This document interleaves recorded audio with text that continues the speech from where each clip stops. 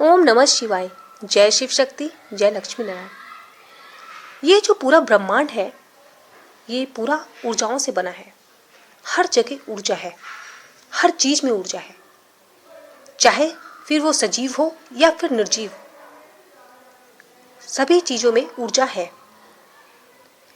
आप सबको पता है, जो भी विज्ञान वर्ग के विद्यार्थी हैं या बचपन में जो उन्होंने अपने पाठशाला में पढ़ा होगा कि E बराबर mc², मतलब E क्या है? ऊर्जा है ना। तो जो भी द्रव्यमान, जो भी कोई वस्तु है, चाहे वो छोटी ही सही, उसका द्रव्यमान चाहे छोटा ही सही, लेकिन सब कुछ क्या है? एक ऊर्जा है, अगर विज्ञान की दृष्टि से बात करें। लेकिन विज्ञान से भी पहले हमारे महान ऋषि मुनि जो ज्ञानी थे, इतने महान थे कि उन्होंने जो है अपनी जो उनकी इंद्रियां थी और अपने ज्ञान से उन्होंने ये पहले ही बता दिया था कि ये सब ऊर्जाएं हैं। तो सबसे पहले तो ऐसे महान ऋषि मुनियों को मैं सादर प्रणाम करती हूँ कि हम गर्व करते हैं कि हमें ऐसा ज्ञान जो है उनसे मिला और इस संसार को मिला। ना सिर्फ हमें और ना किसी देश को, पूरे संसार की यहाँ बात हो रही है, पूरे संसार, पूरी पृथ्वी की बात हो रही है। तो जो ज्ञान आज सब जगह फैला हुआ है वो सिर्फ हमारे ऋषि मुनियों की देन है और उसी के आगे विज्ञान जो है उसको आगे लेके जा रहा है। ठीक है, तो हर चीज ऊर्जा है, हम मनुष्य भी जो है ऊर्जा है। अब ऊर्जा जो होती है वो कई तरीके की हो सकती है, लेकिन जो मुख्य रूप से है आपकी 3D ऊर्जा और 5D ऊर्जा। 3D ऊर्जा क्या है, आज हम इस चलचित्र में उसके बारे में पूरा विस्तार से जानेंगे। आप बहुत सारे लोगों को जो है ये शब्द जो है आप सुनते हो, रोज सुनते हो, अपने आसपास भी सुनते होगे। अक्सर ही आप लोगों को जो है ये 3D वर्ड सुनाई दे जाता होगा, लेकिन आप लोगों में बहुत सारे लोगों को ये पता ही नहीं है कि 3D ऊर्जा जो है क्या होती है, 3D क्या होता है, 3D और हम ये ऊर्जा होती क्या, इस ऊर्जा में क्या क्या ऐसे शब्द है, क्या क्या कीवर्ड्स जो है आते हैं, जो ये बताते हैं कि सामने वाला व्यक्ति हो या सामने वाली कुछ भी, कोई भी ऑब्जेक्ट है वो 3D है। ठीक है, तो आज पूरा जो है इस चलचित्र में हम इसी पे बात करेंगे। तो अगर आप लोग मेरे चैनल पर नए हैं तो चैनल को सब्सक्राइब करना मत भूलिएगा, साथ ही साथ बगल में जो घंटी का आइकन उसको जरूर दबाइएगा ताकि नए चलचित्र की सूचना आपको आसानी से मिल सके। तो सबसे पहले हम बात करते हैं 3D ऊर्जा की। 3D ऊर्जा क्या होती हैं? और देखिए यहाँ पर ये कोई मतलब नहीं होता है कि आप जो है कोई मतलब आप मनुष्य हैं या आप एक जीव हैं या आप सजीव हो या निर्जीव है, हर चीज एक ऊर्जा है। ठीक है, तो बस यहाँ पे उसके बारे में बात हो रही है। तो यहाँ पर हम एक बात बताना चाहते हैं कि 3D ऊर्जा मतलब एक तरीके से वो चीज भौतिक है, मतलब भौतिक मतलब आप टेंजिबल, जिसको छू सकते हो, ठीक, उसका स्वरूप है, उसका आकार है। ठीक है, और आकार है, साथ ही साथ कुछ चीजें निराकार भी हैं, मतलब कि आपकी सोच हो गए, आपके विचार हो गए, है ना, आपके भाव हो गए, ये सब चीजें ये दिखाते हैं कि आप 3D में हैं। ये जो संसार है, यहाँ पर जो अगर हम संसार की बात करते हैं, इस धरती की बात करते हैं, तो यहाँ पे जो लोग हैं वो अधिकतर, मतलब कह दे तो 90 से 95% जो लोग हैं वो 3D ऊर्जा में ही रहते हैं। मतलब जो उनका भौतिक शरीर है, जो भौतिक जो उनकी एक सोच है वो 3D में ही रहती है, सिर्फ 5% लोगों को छोड़ दें। अब वो 5% लोग जो है 5D ऊर्जा में रहते हैं और 5D से भी हायर ऊर्जा जो है उस पर रहते हैं, जो बिल्कुल एकदम परमात्मा से जुड़े रहते हैं। तो वो 5% लोग हैं या इससे भी कम हो सकते हैं। अब वो कौन लोग हैं ये भी बता देती हूँ। जो आपके बड़े बड़े जो इस समय ज्ञानी हैं, बहुत बड़े साधु और संत हैं, जैसे शंकराचार्य हो गए, इस तरीके के, या बहुत बड़े मठ में जो लोग हैं जो बहुत उनकी साधनाएं चलती रहती हैं, तो वो बिल्कुल अपने आप को जो है जोड़ करके रखते हैं। इसमें आपको अगर ये भी बता दें कि जो सच्चे हैं, सत्य हैं, क्योंकि देखिए कुछ जगह तो ढोंग भी है, ये जो है सत्य वो है, लेकिन देखिए कहते हैं ना एक्सेप्शंस आर एवरीवेयर। तो जिस तरीके समाज में गंदगी है वैसे हर जगह, लेकिन जो अच्छी चीजें हमेशा उसको ध्यान रखें। जो अघोरी होते हैं, जो अघोरी बाबा होते हैं, वो भी जो है ना, वो उनका जो एक तरीके से वो भी परमात्मा से दूसरी तरीके से जो है मिलते हैं, तो वो भी जो है उस ऊर्जा में रहते हैं, क्योंकि वो तो बिल्कुल समाज से कटे होते हैं। तो समझ रहे हैं? तो वो ऊर्जाएं भी 5D में होती है। तो इसलिए 5D वाली ऊर्जाएं बहुत कम होती हैं अगर देखा जाए। और इस समय जो संसार में चल रहा है कि भले लोग कहते हैं हम अध्यात्म में हैं, हम सीख रहे हैं, आप अभी सीख रहे हो। हकीकत तो ये है कि भी आप पूर्ण रूप से जो है 5D में नहीं है। और जो ट्विन सोल है या जो बहुत ऐसी आत्मा है, क्योंकि सिर्फ ट्विन सोल ही नहीं, वो आदि ट्विन सोल तो गलतफहमी में है कि वो 5D में है, क्योंकि भी तो उनकी ऊर्जा ही बैलेंस नहीं। यहाँ पे इतने लाखों करोड़ों लोग हैं जो बहुत पहले से ही पूजा पाठ और ध्यान करते हैं, वो नॉर्मल जो है एक तरीके से देखा जाए ग्रस्त जीवन जीते हैं। मेरे सामने ऐसे बहुत उदाहरण हैं, मैं आपको क्या बताऊं। मैंने अपने जीवन में ऐसे बहुत लोगों को देखा जो ग्रस्त जीवन जीते हैं, लेकिन उनकी सोच, उनके विचार जो है पूरी तरीके से कहते हैं ना 5D में दिखते हैं। और आपको भी अपने आसपास ऐसे लोग दिख जाते होंगे, वो कोई एक विशेष यात्रा में नहीं है। और चलिए आगे इसके बारे में मैं बताती हूँ, आप लोग भी इस चीज़ों को जो है महसूस कर सकते हैं। तो कहने का मतलब ये है कि जो ये ऊर्जाएं हैं, तो संसार में अधिकतर जो देखा जाए वो इसी ऊर्जा में जो है रहते हैं 3D में। लेकिन जैसे जैसे अब अध्यात्म आगे बढ़ रहा है तो लोग जो है अब 5D में रहने की कोशिश कर रहे हैं। ठीक है, देखिए आपको बात कड़वी लग सकती है, लेकिन ये सत्य है कि भले आपको लगता हो हम 5D में हैं, लेकिन अभी भी जो है वो डामाडोल स्थिति चलती रहती है। ठीक है, और मैं स्वयं को भी नहीं कहती, कोई भी नहीं कह सकता है, क्योंकि जो आप उनके अपनी तुलना उन लोगों से कैसे कर सकते हैं जो बड़े बड़े साधु संत शंकराचार्य हैं, जो ज्ञान में इतना आगे आ चुके हैं कि हाँ वो 5D के भी ऊपर लेवल को क्रॉस कर चुके हैं, समझ रहे हैं। तो अभी तो हम बच्चे हैं उनके आगे, लेकिन बस ये है कि जानिए समझिए।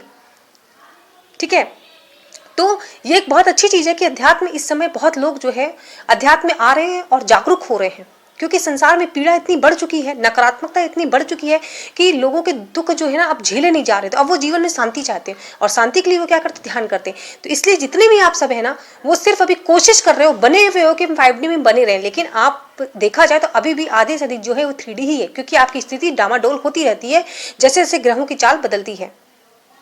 और अभी भी मोह माया में आप लोग फंसे हुए हो। ठीक है, तो कोई अपने पति के लिए, कोई अपने प्रेमी के लिए, कोई अपने बच्चे के लिए, कोई अपने परिवार के लिए जो है वो परेशान है उनसे, और कोई अपनी मोह माया में फंसा हुआ है कि तो ये सारी चीज़ें मोह माया है, तो अभी भी जो है 3D में ही है ऊर्जा में। लेकिन 3D में अगर हम सिर्फ मनुष्य की बात करते हैं, अभी यहाँ पे सिर्फ हम मनुष्यों की बात कर रहे हैं कि वो कैसे पहचाने कि जो है कि ये उस ऊर्जा में है 3D में, तो इस पर हम बताते हैं। देखिए, जब हम अपनी ऊर्जा जो है वो इस भौतिक संसार में जो भी चीज़ें हैं, चाहे वो रिश्ते हों, नाते हों, या जो भी हमारी दिनचर्या हो, उस पर लगाते हैं। ठीक है, अब देखिए, मतलब आप इस भौतिक संसार में हो, भौतिक लोगों के द्वारा जो है आप मान लो भौतिक लोग मतलब जिनका शरीर है, भौतिक शरीर, ठीक है, तो आप जो उनसे उलझे हुए हो, मतलब जैसे कि आप छोटी छोटी बात पे एक दूसरे से झगड़ा करना, या उसने मुझे ऐसा क्यों बोल दिया मैं भी उसको जवाब दूंगी, है ना, या फिर जो है आप उसने ये चीज़ नहीं खरीदी है तो मैं भी खरीदूंगी, मतलब एक तरीके से जो है वो कंपटीशन की भावना आपके अंदर रहना, या फिर छोटी छोटी बात पे आपको जो है गुस्सा आ जाना, जलन करना, तुरंत झगड़ा करने को एकदम तैयार हो जाना।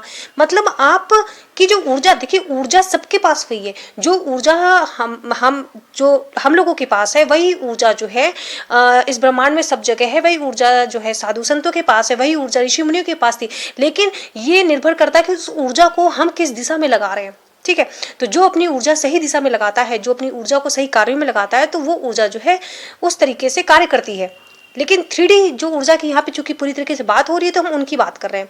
ठीक है, तो आप इस तरीके से इस चक्कर में फंसे रहते हो, फिर आपके साथ कोई दुख हो गई, कोई पीड़ा हो गई, तो मतलब आप क्या है कि अगर हम जो बच्चे पढ़ाई कर रहे हैं उनकी बात करें, उनके नंबर कम आ गए, या उनके दोस्त ने कुछ कह दिया, या स्कूल में कुछ हो गया तो उनको लगी बेइज्जती लगी, या उनके साथ कुछ बुरा हो गया, तो वो मतलब उस ऊर्जा में रहते हैं, रोते हैं, परेशान होते हैं, थोड़ा सा मम्मी ने कुछ कह दिया, थोड़ा सा पापा ने कुछ कह दिया, तो उनकी जो ऊर्जा है ना शरीर की, वो सिर्फ इस समय भौतिक संसार में लगी हुई है कि मेरी फ्रेंड ने ये खरीद लिया, मुझे भी ये खरीदना है, उसको पापा ने स्कूटी दिलाई तो मुझे भी जो है स्कूटी चाहिए। मतलब समझ रहे हैं आप लोग, ये ही सारी जो ऊर्जा है ना आपकी, ये सारी 3D की है।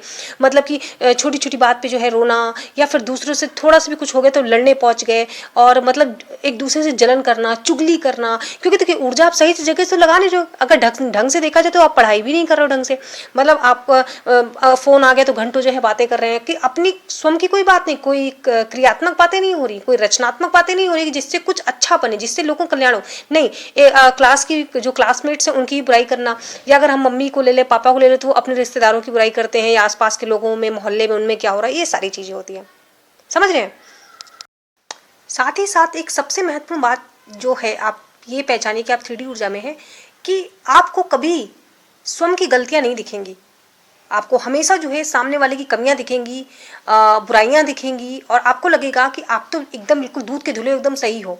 और कई लोग तो जानते भी हैं कि हम गलत हैं, फिर भी वो जो है स्वीकार नहीं करते, क्योंकि उन्हें लगता है कि समाज क्या कहेगा, लोग क्या कहेंगे, और मैं तो अच्छी हूँ, मैं तो कुछ गलत कह ही नहीं सकती, क्योंकि उसने बुरा कहा था इसलिए मैंने उसको ऐसा बोला। ठीक है, तो ये चीज़ें हैं। जैसे कि अगर हम कुछ बताएं, जैसे कि देखिए कुछ लोग ऐसे होते हैं कि अगर सामने वाला अच्छा कार्य भी कर रहा है ना, और लोग उसकी तारीफ कर रहे हैं, तो भी उनको बड़ी दिक्कत होती है, और उसके काम में जबरदस्ती का नुक्स निकालेंगे। उन्हें स्वयं कोई ज्ञान नहीं है, या फिर चले अगर मान लो उसका काम खराब भी है, तो क्या आप जाकर के उसको कुछ स्वयं से खोज करके दो, उसको ज्ञान दो कि देखिए आपकी गलतियां यहाँ पे, अगर ये चीज़ ऐसे करो तो अच्छा रहेगा। लेकिन वो ज्ञान नहीं देंगे, वो उसको समझाएंगे नहीं कि चलो पहली चीज़ तो ये इतना कर रहा है सामने वाले के लिए इतना, और समाज के लिए, तो चलो हम अगर इसमें थोड़ी कमियां हैं भी तो चलो हम इसे प्यार से बता देते हैं। लेकिन नहीं, वो कहते ना खुद मेहनत नहीं करेंगे, लेकिन दूसरों में कमियां निकालने बैठ जाएंगे। दूसरे जो प्रकार के लोग आते हैं कि वो आपको जीवन भर यही दिखेंगे कि वो तुम्हें जीवन भर, आपके जीवन में भी ऐसे बहुत सारे लोग होंगे कि जीवन भर तुम्हारे सामने रोते ही रहेंगे, बचपन से लेकर जवानी तक किसी ना किसी चीज़ में रोते रहेंगे कि घर वाले अच्छे नहीं हैं, और बाहर वाले अच्छे नहीं है, स्कूल में कोई अच्छा नहीं, रिश्तेदार अच्छे नहीं, जब शादी हो जाएगी तो शादी के लिए रोएंगे, वहाँ कोई अच्छा नहीं है, सारे बुरे हैं, उसके साथ हमेशा बुरा ही होता है। तो ये भी सारी की सारी 3D की ऊर्जा है। मतलब वो अपनी गलतियां कभी नहीं मानते, उनको लगता पूरी दुनिया ही खराब है, सब लोग उसके साथ खराब ही कर रहे हैं। ये चीजें हैं, लेकिन सुधरेंगे नहीं। आप जैसे कि आप जब आप अगर अच्छी की बात करें तो अगर आप प्रेम में रहते हो, घर परिवार का प्रेम हो सकता है, पति का प्रेम हो सकता है, बच्चे का प्रेम हो सकता है, तो ये भी तो मोह माया है ना। यहाँ पे जो ऊर्जा है ये थोड़ी सकारात्मक है, लेकिन है मोह माया वाली ऊर्जा, तो ये भी है तो 3D की। मतलब आप भौतिक संसार में जो हो कि अगर जरा भी जैसे देखिए, ये ऊर्जा सिर्फ मैं बता रही हूँ कि ये सारी जो ऊर्जाएं होती है 3D में होती है, मतलब आप भौतिक संसार से बहुत ज़्यादा जुड़े, बहुत ज़्यादा लगाव है। जैसे मैं एक उदाहरण बताती हूँ आपको। कहते ना, एक उम्र में आने पर, मतलब जब आप बूढ़े हो जाओ तो आपको जो है पूजा पाठ शुरू कर देनी चाहिए। आपने भी सुना होगा अपने पुराने दादा दादी नाना लोगों से कि मतलब भाई अब उम्र हो गई है, अब हमारी उम्र तो पूजा पाठ करने की है। ऐसा क्यों पता है? वैसे तो पूजा पाठ की कोई उम्र नहीं होती है, आप बच्चे से भी कर सकते हो, बच्चे करते भी हैं, बड़े भी करते हैं, लेकिन फिर भी एक वो एज उन लोगों के लिए होती है जिन्होंने अपने जीवन में, मतलब अपनी जवानी में जो कभी पूजा पाठ नहीं की होती, वो अपने इसी भौतिक संसार में फंसे रहते हैं। तो तब कहा जाता है कि भाई बुढ़ापे में तो कर ही लो, भगवान पास जाना है, तो राम का नाम ले लो, है ना। इसीलिए तो ऐसा क्यों? क्योंकि ऐसा इसलिए, जब आप उम्र के उस पड़ाव में पहुँचते हो, तो जब आपके अंतिम समय आता है तो आपको इस संसार से मोह माया खत्म हो, पहले से ही आप परमात्मा से जुड़ना शुरू हो जाओ, नहीं तो फिर शरीर छोड़ने में बहुत तकलीफ होती है। अब आपको शायद ये बातें नहीं समझ में आ रही, तो इसका मैं उदाहरण देती हूँ।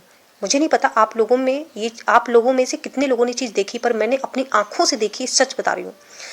मेरे नाना जी की डेथ हुई थी, और उस समय मैं भी वहीं थी, मैं उनके अंतिम पल तक थी, मतलब जब उनके प्राण निकल रहे थे, आप समझ रहे हो।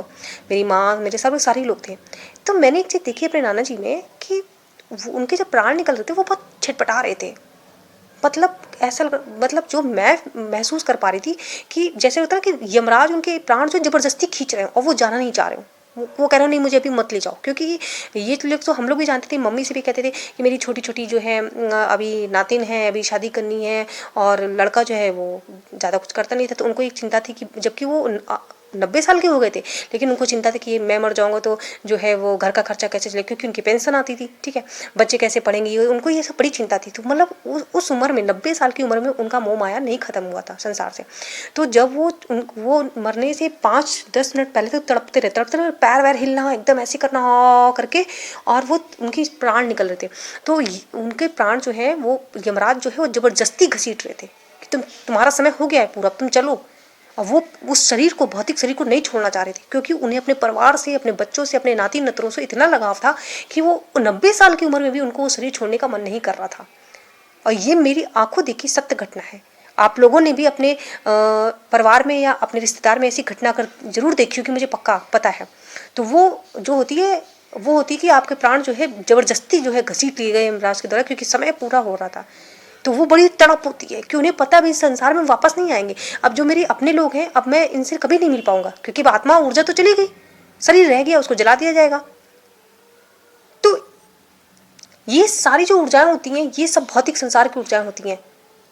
प्रेम भी क्या है, जो आपके अपने अपनों से प्रेम, मतलब भगवान से प्रेम जो है वो तुम्हारा क्या बोलते 3D ऊर्जा में नहीं आता, क्योंकि तुम्हें जब भगवान से प्रेम करोगे तुम अपने आप ब्रह्मांड को समझने लगोगे, तुम अपने आप समझने लगोगे परमपिता परमेश्वर को, शिव को। तुम्हें अपना शरीर छोड़ने में दर्द ही नहीं महसूस होगा, तुम तब अपने आप स्वयं शरीर छोड़ दोगे। जैसे महान संत हुए हैं, महात्मा बुद्ध ले लीजिए, जैसे आपको स्वामी विवेकानंद ले लीजिए, बड़े बड़े साधु संत रामकृष्ण परमहंस, जो योगी, जितने योगी हैं इनको ले लीजिए, ये अपने शरीर तो स्वयं त्यागते हैं। ये तो पहले घोषणा कर देते कि हम इस तारीख को मर रहेंगे, हम इस दिन मर जाएंगे। आपको पता है? नहीं पता तो थोड़ा पढ़िए, खोज करिए इन लोगों की, ठीक है।